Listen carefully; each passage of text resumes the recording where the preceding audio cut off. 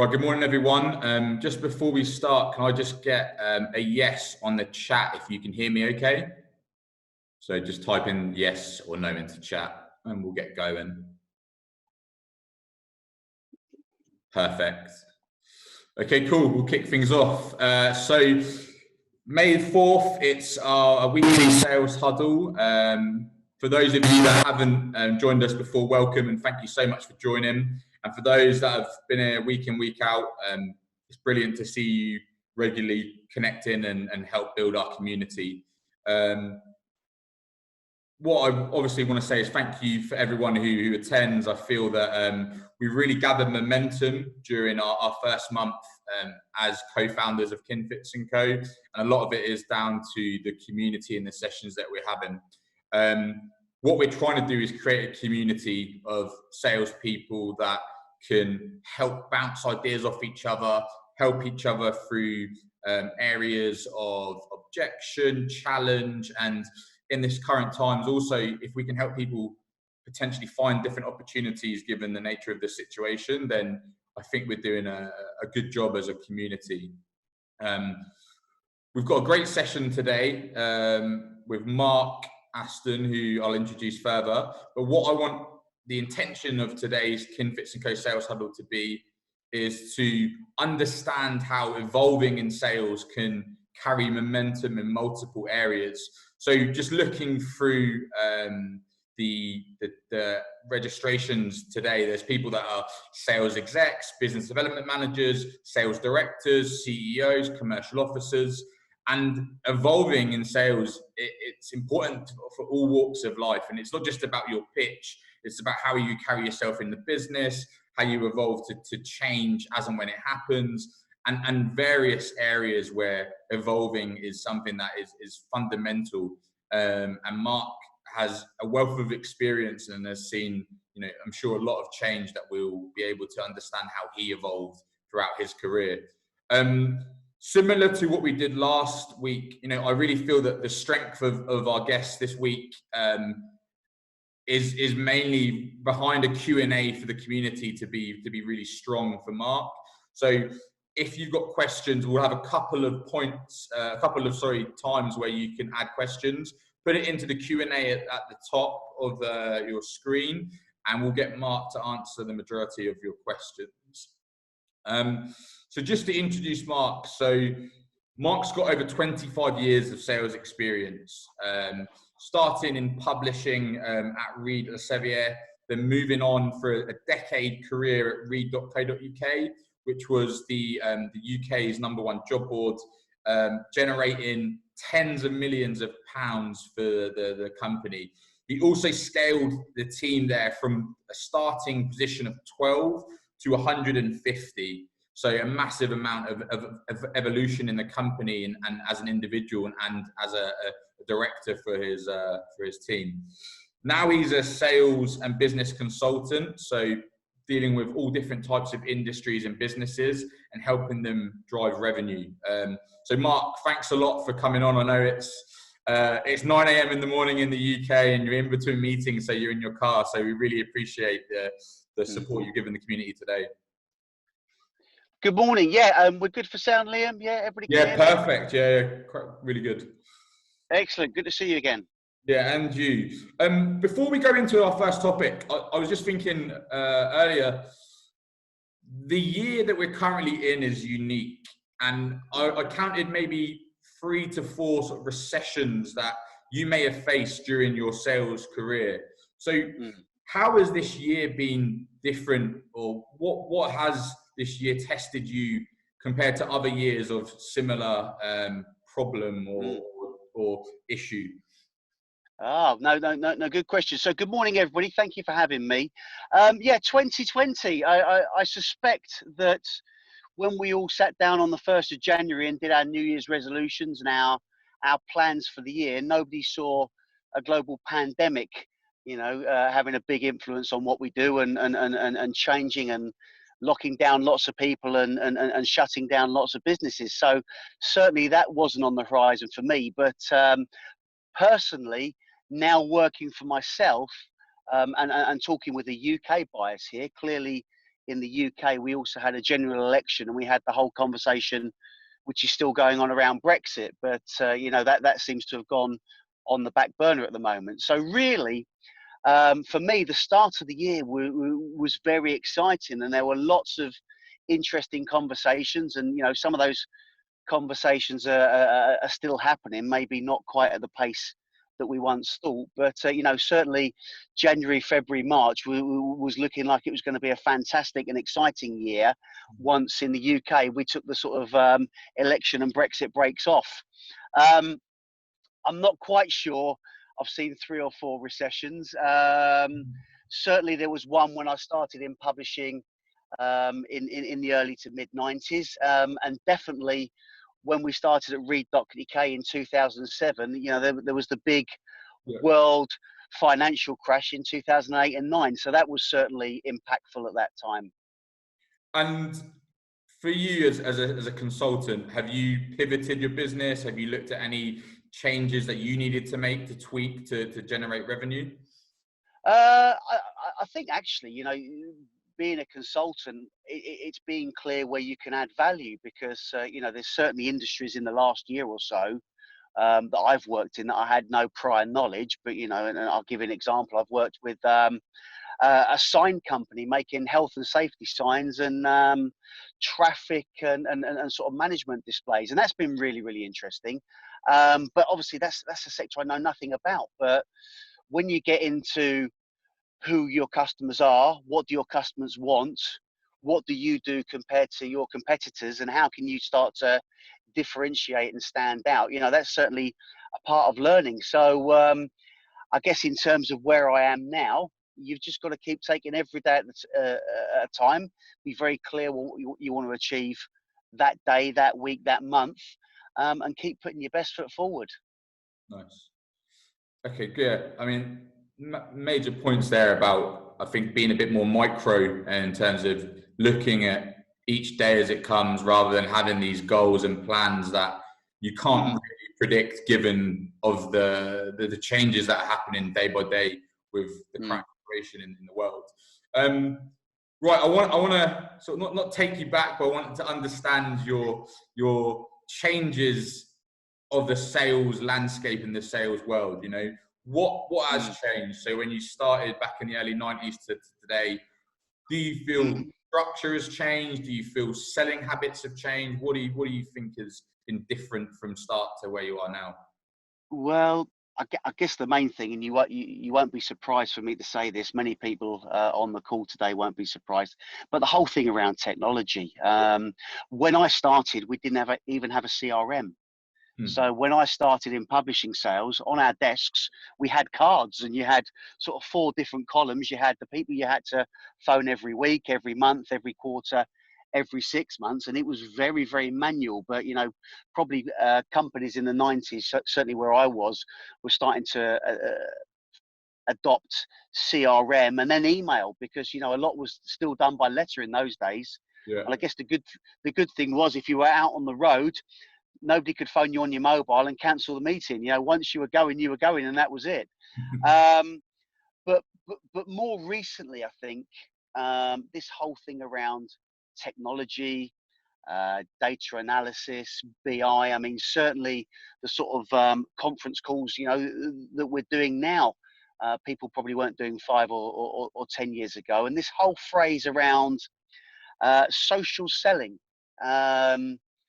Back in the day when I was, in quotes, classically sales trained, whether that would be in telesales or field sales, you didn't have any modules about emails or how to construct an email or attention grabbing in your subject line. And certainly you didn't have any modules around social selling. How do you engage people on Twitter, Instagram, LinkedIn, and so on and so forth. So I think that's a whole new skill, and particularly people who are newer to this and a younger generation may adapt to that a lot quicker, because their life has been growing up with the phone and interacting in that way with their friends and colleagues. But certainly in years gone by, I didn't reply to somebody with just a thumbs up as a yes. As a very formal and authoritative letter. Yes, we will do this. And do you think so? do you think you're lucky of the sales career that you had back in the day when it was more traditional and it was more, it was paper driven rather than technology driven? Or do you feel, would you swap everything to be a new salesperson in this current technological era? Lucky is a very interesting word because you are where you are, but certainly I think if you think of publishing didn't really change for 100 years. Yeah.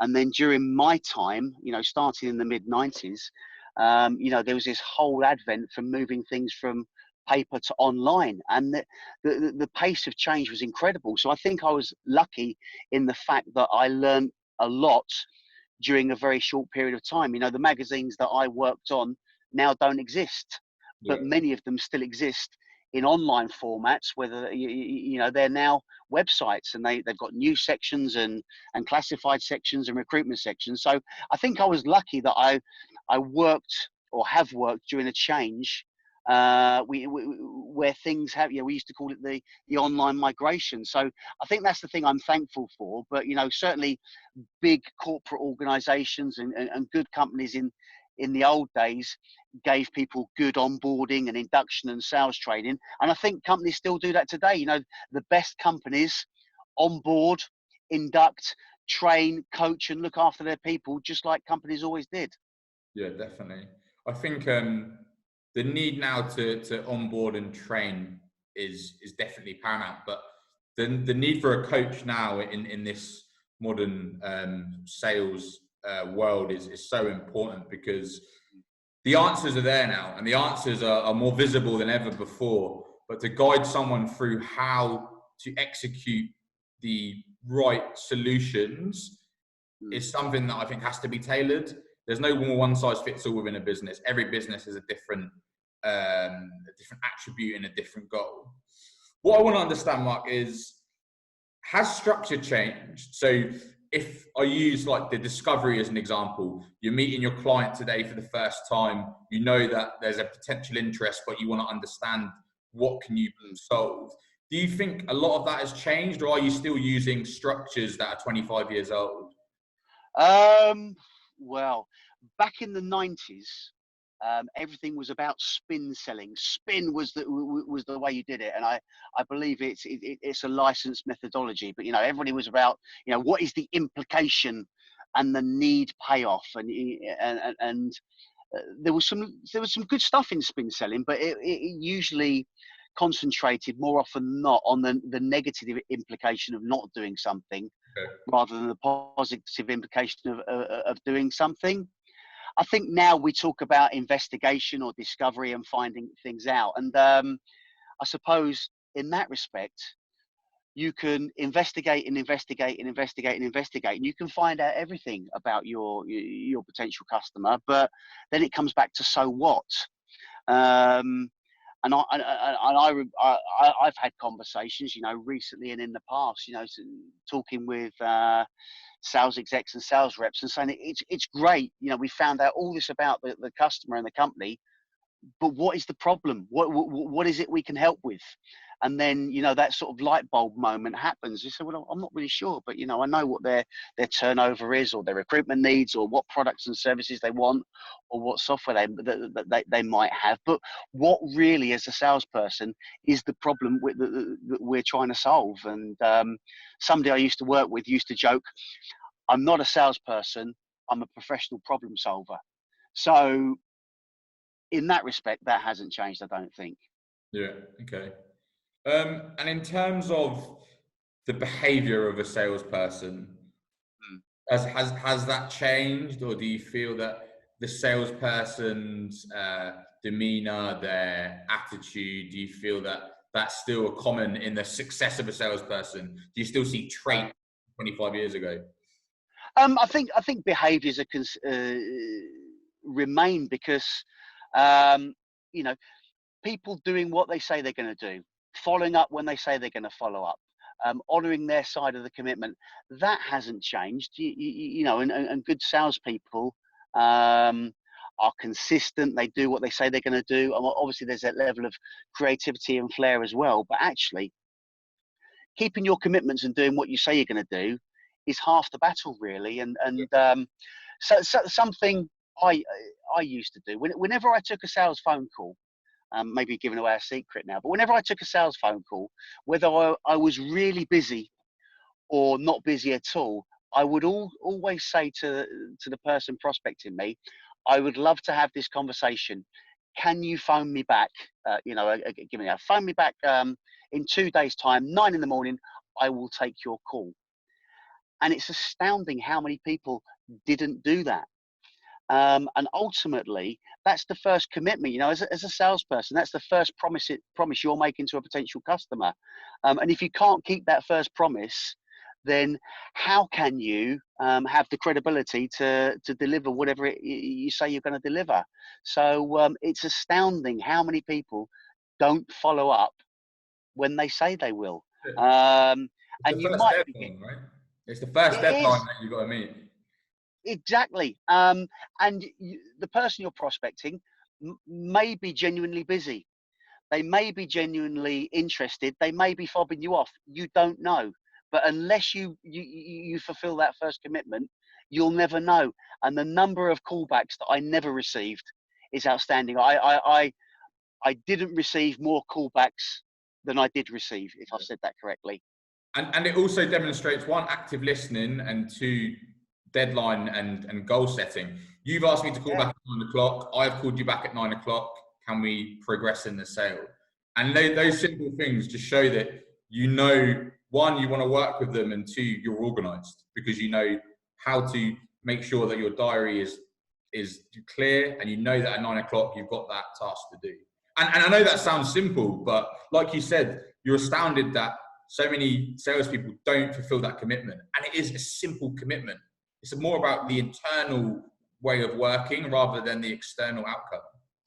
Yeah, absolutely. And I think this is the difference between being good and great, because there's lots and lots and lots of good salespeople out there. But how do you get in? How do you get in that sort of small percentage at the top that are great and that that are truly different from the others? Well, I think that goes perfectly with our next question. So, how do you maintain a successful sales culture? Like you said, you've got good salespeople. You've probably got a small percentage that are great. We're in a time now where we probably need this culture to drive us for the rest of the year. So, how do you maintain it? Interesting. And culture. Culture is a very interesting word. I think probably over those 25 years we've been talking about, the word culture has probably come in more and more and more. For you and I, with a background who've helped people with their recruitment needs in the past, this whole thing around EVP, that was the thing, wasn't it? Employer value proposition was of the moment as well. But I think you can look at culture in a lot of ways. Firstly, for any sales leaders on the call, you may have a perception that your culture is one particular way, but invariably the sales reps and the field sales reps and the telesales and the SDRs may have a different perception. So don't always assume that the culture of a sales business is identified the same way up and down the organization. Because it's the people speaking to the customers and dealing with your product department and your marketing department and your finance department, who probably know a lot about that culture, even though sales leaders might think it's a particular way. But there's a great phrase I like to use, which is quite a controlling phrase, but almost: culture is defined by the worst behavior that you're prepared to accept. And really that sort of sets the bar. And we think in years gone by that there was a whole series of poor culture and misbehavior in the financial services sectors where people would cut corners to try and get results. So I think you've got to be very clear when setting a culture about, these things are acceptable and these things are not acceptable, and almost sort of drawing your line in the sand there and moving forward. I think there's something else around culture that, you know, we get involved a lot in, you know, what's the strategy of the business, what's the tactic of the business, and they're really, really important as well. So everybody knowing what the vision, what the strategies of the vision of the business are in order to create that vision, and then how do we all buy into that with, you know, the tactical things we do day to day. But I think everybody being very clear on what we as a company are trying to achieve, and then what everybody's individual responsibility to create that therefore is. I'm sure many of you will have heard this story before. It's a fantastic story, but it goes back to when JFK, John F. Kennedy, visited NASA in the early 60s because it was part of the space race. And the story goes that there was a chap there sweeping the floor. He was the cleaner. And as he was walking out, JFK said to this guy, "And what do you do here?" And the guy sweeping the floor said, "I'm here to help put a man on the moon." Because he knew that his job, in whatever way, shape or form, was buying into the big vision. So I think if you get everybody facing the same direction, everybody knowing what the business wants to achieve and what they need to do in order to help the business achieve, and obviously what their reward and recognition thereafter is, what their part of it is. But if you give everybody facing in the same direction, you've got a good chance of being successful. And it's an amazing point. And you know, I think a lot of the culture side of a business is driven by, you know, the top, and is driven by leaders, and rightly so. But what do you say to some of our listeners who are individuals who might not be a manager, who may be, you know, a sales exec or a BDM, whatever? How do they drive culture without that implication or that need to have that culture driven by their managers? How can they help their business without having to react from what an instruction has been given? It's a good one, but, you know, everybody has a responsibility to do their best every day. And I guess I've had this conversation a few times. I think maybe you and I have had this in the past, but it goes back to the sort of Manchester United team of the 1990s, where, you know, Alex Ferguson was very, very much seen as the authoritative leader. But believe you and me, every player on that pitch was a leader, and they would not take, you know, they set the standards. They set the standards for each other. They encouraged and supported their mates when things were difficult. They stuck together as a team. But my word, did they drive the culture as well? Because they drove everybody else to be better. And sometimes when I'm coaching and talking to sales leaders, if they do like their football, I sort of say, "Who's your Roy Keane? You know, who's your player on the pitch who sets the standards, who, you know, drags everybody along with them?" So everybody has a responsibility for making sure that everybody on the team is pulling their weight, you know, and that could be by chivvying them along and cajoling them and giving them a nudge, or it could be by helping them or supporting them and saying, "You know, you're struggling with this. I've got your back on this one." And I think that is hard, but the reward is great. I think, you know, in some of the sales teams that I've been in, there's no better feeling when everyone hits target, when the whole sales force hits target, and you get that feeling at the end of the month, the end of the quarter, everyone's celebrating. And that is hard, but that does take that sort of level of candor where you can say, "Look, you got to pull your socks up," or you can say, "Look, you have this problem. I know someone in my team that can help you solve it." But is having that element of sheer transparency, that culture will drive the business forward in these times.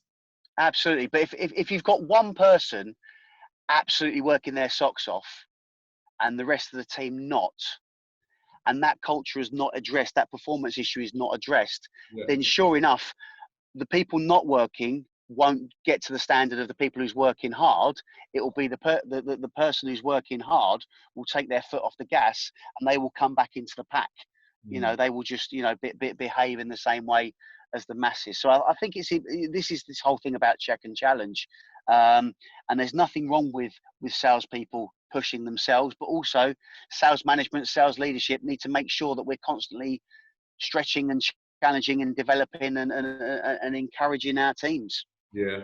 And how important is it to drive consistency? I think, you know, it's good having like you say, the guys that work hard and then have a good month or two, and then potentially might get dragged in by the team who aren't showcasing the same type of work ethic. But how do you drive a message and a consistent performance across a sales team? I think consistency is really, really important, but I think consistency comes in, we're back to culture and behaviors and beliefs, but I think as a sales leader, this whole thing about being fair, open and honest, and as a leader being consistent. So, if person A behaves in a particular way, they get rewarded for it, and they get rewarded the same as person B. And similarly, if person A does something they shouldn't, they're coached and corrected in the same way as person B. But, mood swings of leaders can really affect the culture on a sales floor on a day-to-day basis. So, a sales leader coming in who's had a bad journey to work or a row with their partner in the morning, that can really affect the whole mood of the team, because, the sales team learn to keep their head down that day, and everything goes quiet. So I think that thing about consistency, fairness, everybody in sales thinks they should be paid more. But actually, if you're doing the same job as the person next to you and you're being rewarded the same, there's a level of fairness. It's the moment that you get inconsistencies around the business, that people are being treated differently, then that just leads to problems in the long run. Sticking plaster, it comes off and there's a horrible scab, and it's worse in the long run. For the managers there, you left a good point about, if a manager comes in having a bad day already, it is like it's a virus in the team. But yeah, on the side of being authentic and being a human, if you are not in the best of moods, and if there are troubles that are potentially gonna eke out into the shop floor, what would be your advice of getting a leader to make sure that they have countered these problems but they're not affecting the sales team? Yeah, and actually, to sort of add to your question, salesperson's having a bad day. What can the salesperson do, so that they don't take a bad call with a grumpy customer or an upset customer onto the next call, And I think there is that just element of taking a breather, Yeah. getting up and walking around the block and getting fresh air, going to make a cup of coffee, just that whole, I suppose it's that mental reset to just put your mind back in the right place. And I was always one personally that I would always make sure that I took a break at lunchtime, even if it was 10 minutes, just getting up from my desk, going outside, walking around the block, getting some fresh air and coming back. Because actually, if you're at your desk and you don't move all day and you don't get any natural light and you don't get anything to eat and you're not hydrated, it's not going to help. So I do think you do need to have that moment to recharge. So exercise is important. Good routine is important. Knowing when to switch the laptop off and go for a walk around the block, or take the kids to the park, or catch up with your mates on a Zoom call is what people are doing these days. But I think you've got to have, you've got to have that switch on, switch off moments. And if we think about sports, sports people are judged by what they do on a Saturday on the 80 or 90 minutes when they play football, rugby, whatever sport they particularly play. But across the course of the week, they train and prepare, they rest and recover. They train and prepare, they rest and recover, and they prepare in the best way. So when their moment comes, they've got the best chance of being successful. But you don't become a faster runner by spending all day running as fast as you can, and the following day by running as fast as you can, and the day after by running as fast as you can, because there's an element of burnout. You do need to be planned and consistent, and very regular in your approach. Yeah. So I had that reset conversation in my role as VP previously about 2 months ago, and the salesperson was saying, "I'm just getting overwhelmed." And then I got the salesperson to bring the laptop to me. I was like, "Look, show me your laptop." There's about 25 tabs going on, and I was like, "Okay, you're overwhelmed. I understand, and it's fine. What are you doing to reset?" And then they're like, "No, I'll just carry on." I was like, "Okay, every time you feel overwhelmed, let's put in a little strategy that helps you reset." So then we agreed that we put the laptop down completely, turn it off. We'll go for a walk. We'll maybe grab a coffee, or we'll maybe just go walk and get some food from the shop. Then we'll come back, and then we'll start again with a list of just, right, I've got 2-3 hours before the end of work. This is what I'm going to do. And he did it 4 weeks after. He was like, do you know what? That has helped me so much, just by one, getting that time out of the office, and then two, just having that recycle of what tasks I need to do and how I'm going to conduct myself for the rest of the afternoon. And it's just so simple, but it's so effective. And as salespeople, I feel, especially as you're target driven, that as the time ticks on, you've got to do more in order to get to somewhere you need to be. But the reality is that you have to be able to mentally and physically look after yourself, because if you don't, you won't be looking after the target. It'll be something, far greater. Yeah, I think, you're right. Organization, knowing what you've got to do when, having a plan for the day, ticking off your goals is really, really important. But some of your best ideas will happen when you're not sitting at your desk. Some of your best ideas will happen when you're at the beach, when you're walking around the park, when your mind is able to just relax, and you think good thoughts because you're not in the here and now. But really, that just going and sitting outside with a pen and paper and just jotting down new ideas is really, really important. And where we used to work, the founder of the Reed business used to say, try and have a new idea a day, and some of those ideas will be rubbish.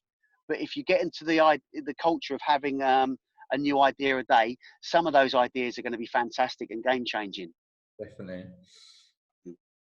Great. So we'll move on with some questions. So we've got 3 questions for you so far. If you've got questions, guys, feel free to put them in the Q&A section.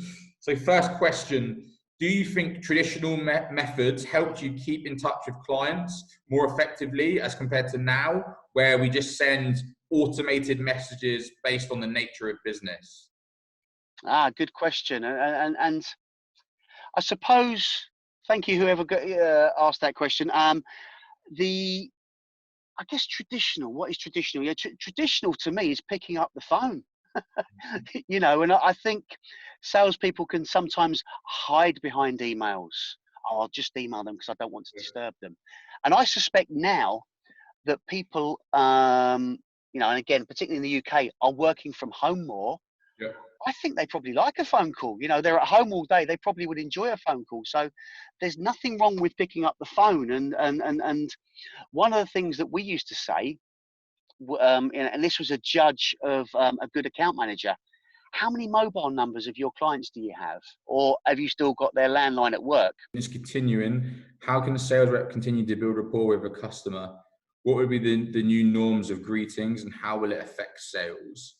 I think in terms of social distancing, I think, from a meeting standpoint, I don't see how it will change much. I mean, there's just obviously going to be distance between.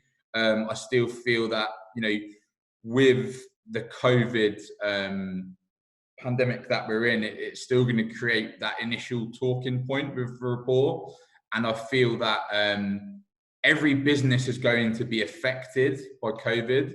And I feel that it will affect each individual that you're talking to. So I think that you've got a starting point. Then you've got a starting point to talk about how it can affect your business. Then you've got something rather than just a COVID approach. You've got then a personal or rapport-based approach. So it will affect sales to a point where, if your product isn't a priority for a business, then it may not be a sales approach that you're going to take to begin with. But if you know that your product can help your client, then you just need to be thinking about how do you ask the right questions in order to demonstrate that you understand if the client is able to help you. So in terms of greeting, I don't think it will be much different to what we're doing now. I think you just still need to think about, if my product is worth the value that it is to the client, and how do I plan through questioning what I'm doing. I hope that answers. Good stuff. Liam, hello mate, it's Mark again. I just got kicked out, so apologies for that. No worries. So we were asking a question, as an individual, how do I pull my team up to my level of work ethic without annoying them? Oh, good question. Actually, sometimes I think there's a point here around stick and carrots. Yeah. This whole thing around, do you just tell people you've got to work harder, or do you encourage, do you coach, do you show them the benefits? I know KPIs is a phrase that every sales organization loves to talk about, but actually demonstrating back to your sales reps with data that the more prospects you have in your pipeline and the bigger your pipeline is, the more chance you've got hitting target is sometimes a nice way to do it. And also Clive Woodward talked about teamsmanship. So, it was almost like Clive Woodward, for those who don't know, was the England rugby coach when England won the Rugby World Cup in 2003. He would almost set the topics, but then let the team come up with the methodology to get there. So, what is our meeting etiquette? We need to agree what our meeting standards are. You go away and work on it and bring the results back to me. And consequently, the England rugby team in 2003, in the preparation to do it, said turning up on time for a meeting is late, turning up 10 minutes is on time. But that was the team who said that, not Clive Woodward, who was the leader. So sometimes throwing the problem back to the team to help generate those answers is a good thing to do, rather than just saying it's my way, it's my way, it's my way. Because if it's your way, it's your way, it's your way, the team don't buy into it, they'll never do it. Yeah. And that's the thing, the best sales teams are the one that all have a voice, not just they're looking at their leader for the guidance. And I think giving people that opportunity to have that flair is the only way to see a team grow rather than individuals. We'll move on to some of our talking points. So I think one thing about sales, it's a very transparent, probably the most transparent part of the business. Your business gives us a target every month or quarter, and then we have to go and generate the revenue. But, through the years, some salespeople who have been top of the board have been, let's say, lucky, but, the majority have shown the similar traits to get to the top. So outside of, a salesperson just hitting the figures, how can they stand out for you as an MD, as a consultant, as a CEO internally to get your attention, not only just for a promotion, but to be a future MD, to be a future manager and leader? Yeah. A great question. And also, I think this probably doesn't necessarily attest to just salespeople. I think this is just in life, whatever business you're in. I think people who are naturally curious are going to do well, who want to learn more, who want to find out more. Now, in sales, you need to be curious about your business and your product and your offering, but also curious about your customer and their needs. But hey, at the minute, nothing ever got made without people trying things and pushing the boundaries. So I think being curious, being coachable, being open-minded, and forgive me for using a very sort of corny phrase, as we say in the UK, but the mind is like an umbrella. It's most effective to you when it's open. And I think people that are just coachable, that are open to new ideas, that are open to trying new things, are going to do well in life generally. And one of the things that I saw you post on LinkedIn the other day was that old phrase, if you always do what you've always done, you'll always get what you've always got, or less, because that starts talking about the law of diminishing returns.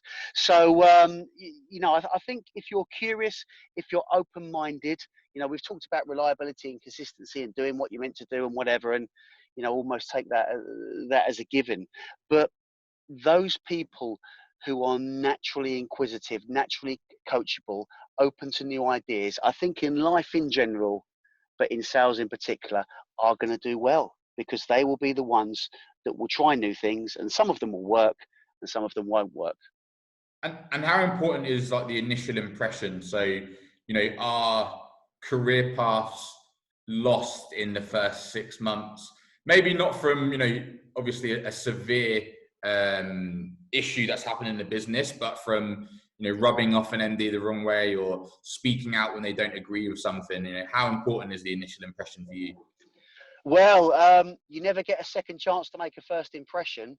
Mm. And ultimately, research has said that if you have a bad first interaction with somebody, then it takes 7 sort of just neutral interactions to get back to where you started. Wow. So a bad first impression, whether it be with your colleagues, whether it be with your line managers, senior managers who you might not interact with on a day-to-day basis as much as the people around you, with your customers. You turn up to your first client meeting late, they're going to remember it. You go to the pub on a Friday and you have a few drinks and you start telling the sales director, who you've only met once in induction, what he or she should be doing to run their business. That's probably not going to go down too well. So there is an element of timing in all of these things. So I think, as I say, being engaged. You stand out in life by being engaged and inquisitive and interested in other people. Nice. And naturally, good salespeople are interested in their prospects. Good salespeople are interested in the business and how things work, and how your particular product is different from somebody else's, or how the credit control system works, because you know that your customers are telling you that finance are always chasing for payment the day before the invoice goes out. All these things about learning more become really, really important in what you do. And I think as well now, as businesses are becoming more agile because of the events of this year, and a lot of companies I see are building out products that are helping people because of the current situation, that need to be curious about, right, our business is changing, we're introducing new products. 1, how is it going to help people? 2, how do I become expert in this? And potentially, who do I need to lean on internally in order to become the expert? Because I see a lot of companies that they release products and it's a case of, right, we've released it, go and figure it out, where it's and that to some extent is apparent because businesses are at a time where they are in critical stages. But if you don't know internally, 1, how to utilize the tools to understand what your product is going to look like, and 2, leaning on people to help you, then you're only going to be stuck in a position where you're not going to grow. Yeah, absolutely. This is all about your internal network. So when you go to the kitchen to make a cup of tea, do you go and sit with the person that you sit with desk by desk, or do you go and talk to somebody in a different department that you don't know? And that's classic prospecting. It's just building your internal network, because when the time comes and you need help on something, you need to know who to speak to in finance to help with an invoice query, or you need to know who to speak to in marketing because what we've got isn't meeting that particular customer need, or we need to go to speak to somebody in product because the product isn't doing exactly what the customer wants. So having that internal network is really, really important to you. Otherwise, you're just going to be ploughing a lone furrow. Yeah, definitely. So finally, Mark, we're in a time where it's unique to everyone. There's probably a lot of companies that aren't hitting the figures that they would like to have been hitting as of January 1st or where they are now. And you've probably got sales people and talent that are having a frustrating year, and it's potentially sort of no fault of their own. So how do you motivate teams today? How do you make sure that as we sort of ease out of COVID, especially in the UAE, that we get teams motivated and we get teams firing on all cylinders for the rest of the year? I think it's communicate, because it goes back to being honest in and around the business, being clear what the vision is, what the goal is, what the challenges are, and taking people with you on that journey. Because if you don't keep people informed, then the rumor mill starts. things start to guess and second guess. And actually, it's okay as a leader to say, I'm sorry, I don't know the answer to that question at this point in time, but when I do have the answer, I will tell you. That's being honest as well. Yeah. But I think ultimately, rumor mills start very quickly in businesses. And if there's a vacuum, it will get filled with noise.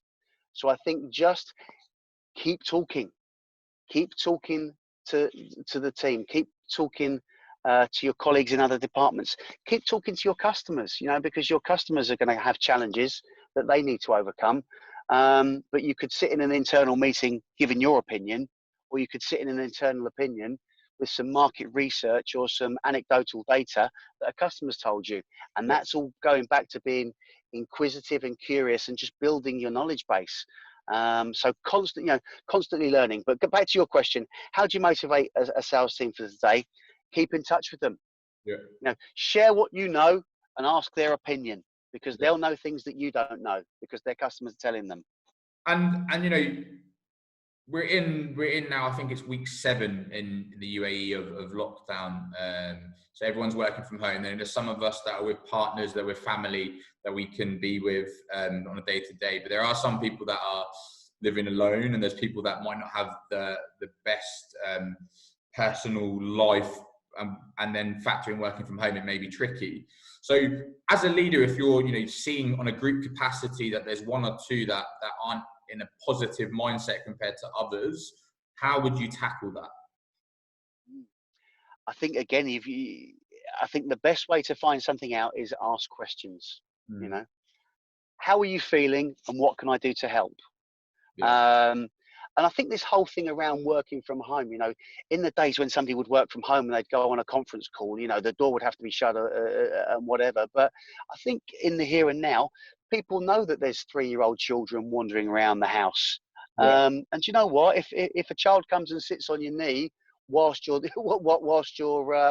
doing your conference call, in the here and now, that's totally acceptable. It might be the norm going down the line, but people do need to walk their dog or go and get milk for their relatives or whatever. So I think that it's that whole thing about flexibility bends both ways. As an employee, you need to be flexible to the requirements of the company. But as a company, you need to be flexible to the requirements of your team. And we talked earlier about the employer brand.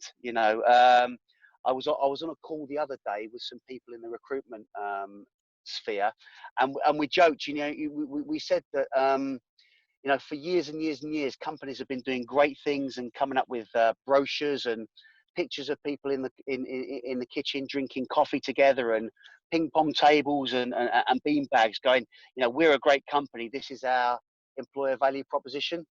But actually, I think companies' employer value propositions are being defined in the here and now. How are companies treating their customers? How are companies treating their employees? And those that are still recruiting, how are companies treating their candidates in terms of engaging and on board with them? Because I think what the old phrase, "What did you do during the war?" People will come to remember how companies treated their customers, their employees, and their candidates during this difficult time. Those who did it well will come out stronger.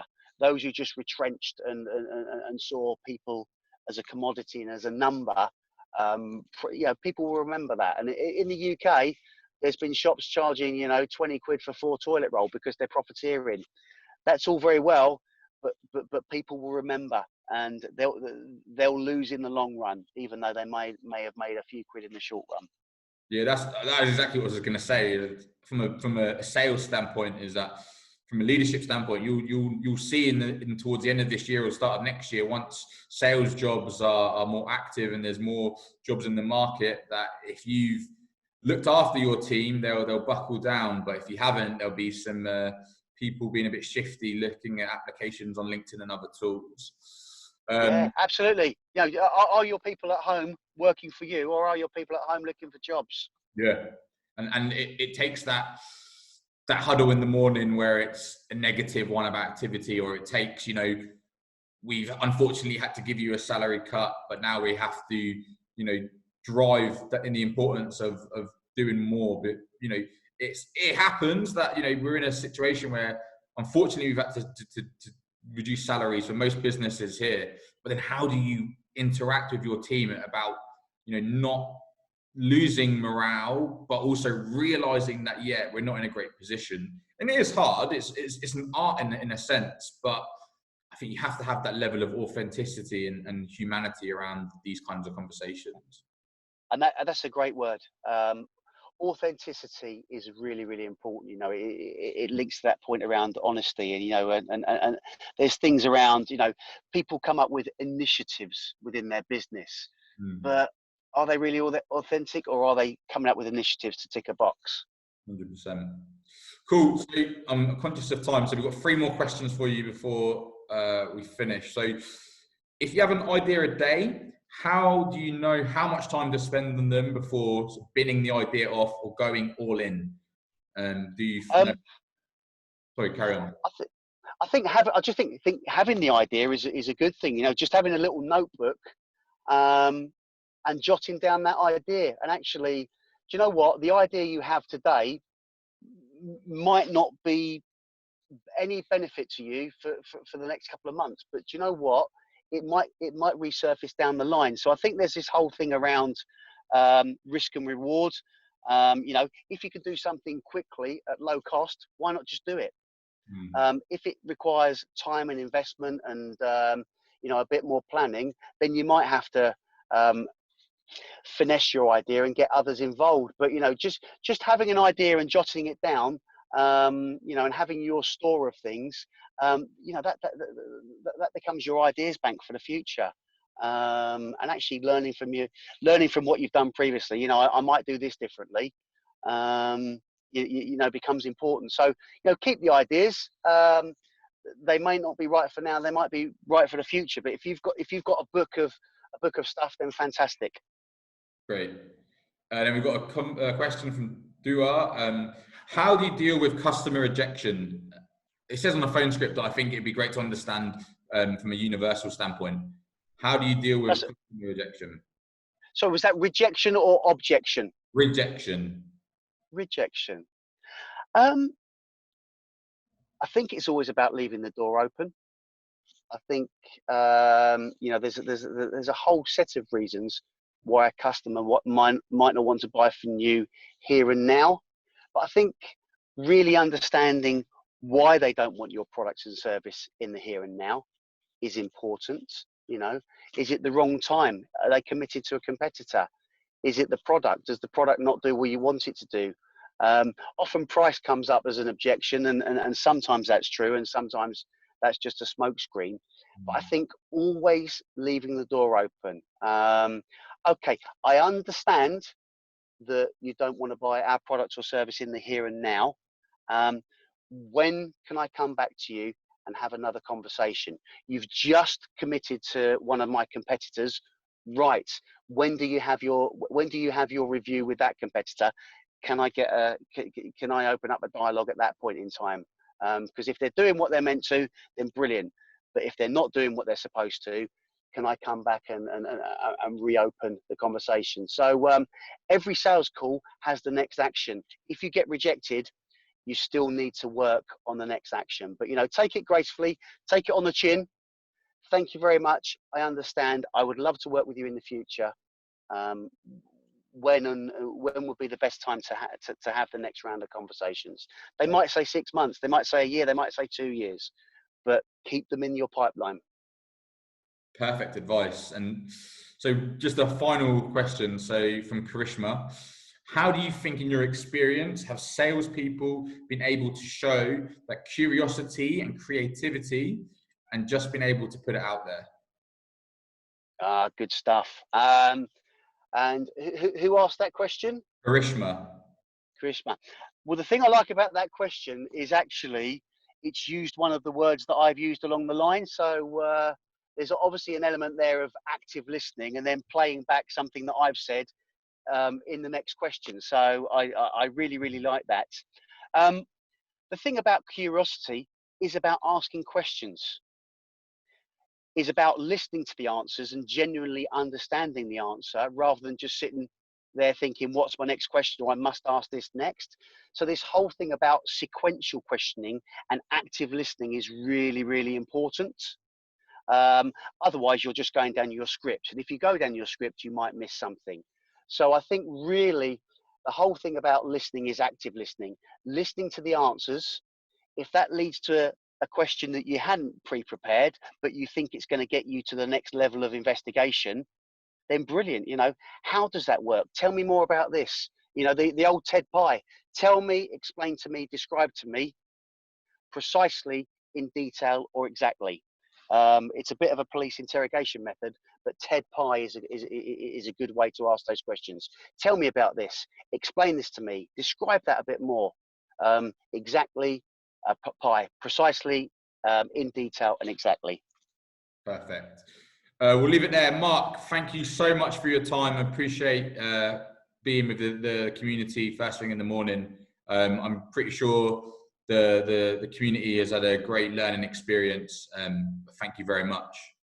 Thank you. I've really enjoyed it. You know, I didn't know what to expect when you asked me, but I've thoroughly enjoyed it. It's good to see you again. So thank you to all the contributors as well. Thanks, Mark. So just before we wrap up, have a good day. Cheers, mate.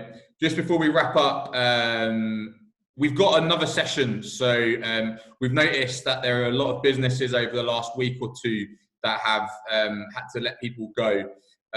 So we have got a session on Thursday at 12 o'clock with the English meeting room. Hannah and Joel Mason, they're doing some fantastic work with people with regards to CV writing, polishing LinkedIn. So we're going to get them on for an hour and we're going to just go through how to create the perfect LinkedIn profile. We might touch on CVs, but if you know someone that has unfortunately lost their job, is looking for a job or is actively looking for work, this is a session that's really going to help them because they're going to be able to sort of stand out from the crowd and make sure in LinkedIn that they're being optimized in searches from prospective companies and recruiters. So spread the word. We've got 100 spaces. They've got a big network as well. So we should have some really good engagement of people coming in. So if you know someone that is looking for a job, these are the perfect people that can help. And finally, we say it every week, you know, please grow the community. We've had some really good feedback following our last session. We're here to help people understand how they can get better in sales. And we've got the team at the moment through this community that can really help people, you know, just strive in what is a difficult situation. So if you know someone that will benefit from being part of this community, then do so. We're putting out daily questions, comments, feedback, and we're getting some really good engaging conversations. And, you know, part of sales is about identifying that there are people around you that can help, and extending your community and being surrounded by like-minded people is only gonna help you grow. So if you know of people, help grow the community. Thank you guys. That's it for this week. Great session again with Mark. Hope it's added value. Have a great week. It's week 1 of May, and it's sort of 1/3 of the road from the quarter. So I hope everyone's having a fantastic week. We'll see you hopefully on Thursday, or if not next Monday. Hope all is well and have a fantastic week. Cheers.